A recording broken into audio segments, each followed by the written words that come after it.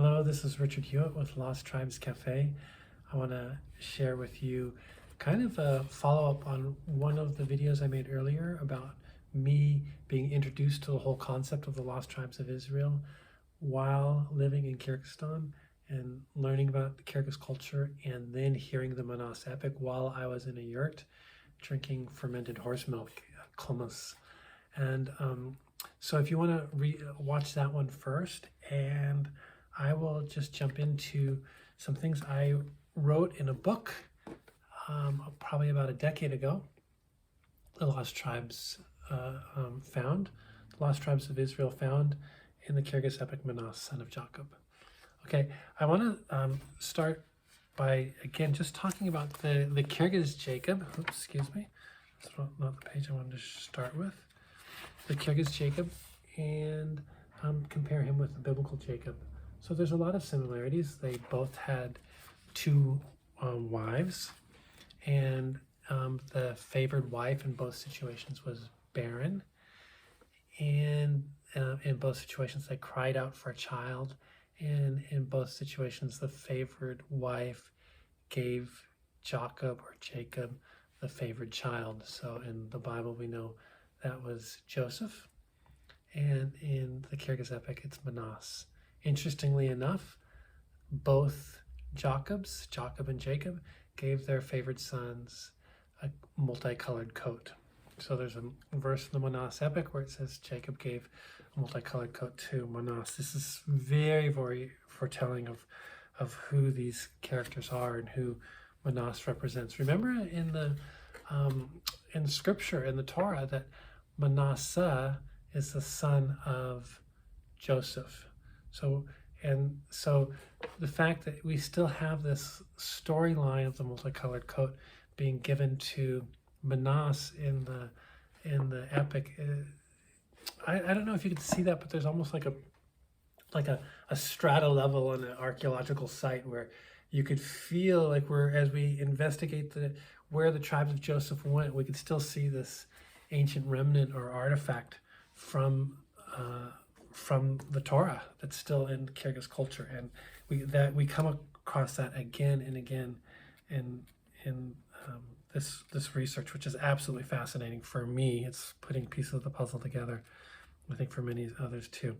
Okay, so both Jacobs also had issues with their murderous sons. So if you remember Levi and Simeon, they in the Torah they killed a bunch of their neighbors because they had one of their neighbors had raped their sister Dinah, and Jacob in Scripture laments the violence of his sons, and kind of thinks, oh, this is the end of me. My neighbors are going to destroy me. I'm going to be hated, and he kind of self pities himself. And Jacob in the in Manasseh epic is just the same. Manasseh will go out and killed some horse thieves, and the thieves were from a tribe more powerful than himself, and the exact same lament that we see in Scripture, Jacob in the Manasseh epic has that same sort of lament. So again, I talked about the barren wives. Both of them, I have a little section called generously greedy. So both of them are willing to give a lot, but it seems like their generosity is to save their own skin. So we see Jacob in Scripture and Torah. He goes to his brother Esau, and he just offers Esau all the wealth he's gathered over the last 20 years while they were apart from each other. And again, it's almost like he's afraid of Esau. And in the Manasseh epic, there's similar situations. Also, both of these Jacobs wrestle with an angel, and the wrestling is very, very interesting in the Torah. Jacob hangs on to the angel, who I believe in Kyrgyz culture is the Qadr. He hangs on until he gets the blessing, and the Qadr says, let go of me. Jacob says, no, not until I'm blessed. And the Qadr eventually says, okay, you are no longer Jacob, now you'll be named Israel. So Jacob gets the blessing, and then the angel touches Jacob on the hip, and and then Jacob becomes lame. And there's a passage that says, for this reason, the Kyrgyz of Israel don't eat the tendon on the hip to this day. The children of Israel don't eat the tendon on the hip to this day. And that's the same thing. It's a culture that the Kyrgyz continue to uphold. They don't eat this part of the sheep, which, you know, they eat a lot of things that can't be digested, but this one tendon they won't eat. So that's just another aspect. Oh yeah, so the Jakyb in the Kyrgyz epic wrestles with this being, gets the blessing, but then he wrestles with God in prayer.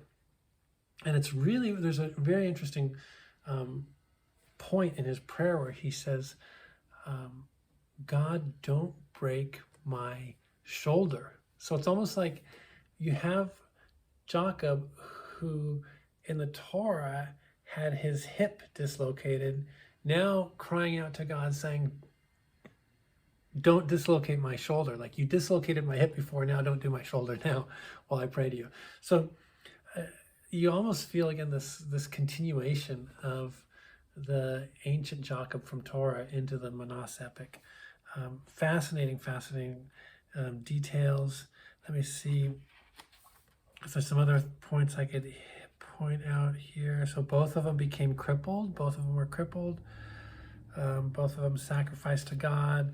The Kyrgyz have a very kind of Abrahamic type of faith where they believe in the one creator God, often called Gogotengut or Lord of the Sky, or Jadat Khan, creator. Let's see. Yeah, there's a lot. They both had to work very, very hard for someone to marry that person's daughter. So in scripture, it's Laban that he works so hard for, and I can't remember the name of the individual, Chayan, in the Manasseh epic. And here Jakyb in the Manasseh epic says, ruthless and lonely I wandered on, to Chayan's home at last I came. With him I earned a workman's name. Many a year I served him well. So both Jakybs worked many years for this individual, and then eventually earned money and also married the daughter. In the Manasseh epic, it's just one daughter that he marries. In the Torah, Jacob marries both of Laban's daughters. And they both have these rags to riches stories. So again, there's a lot more about Jakyb and Jacob, but that's just a little bit I wanted to share in this video. All right, God bless you. Again, Richard Hewitt from Lost Tribes Cafe.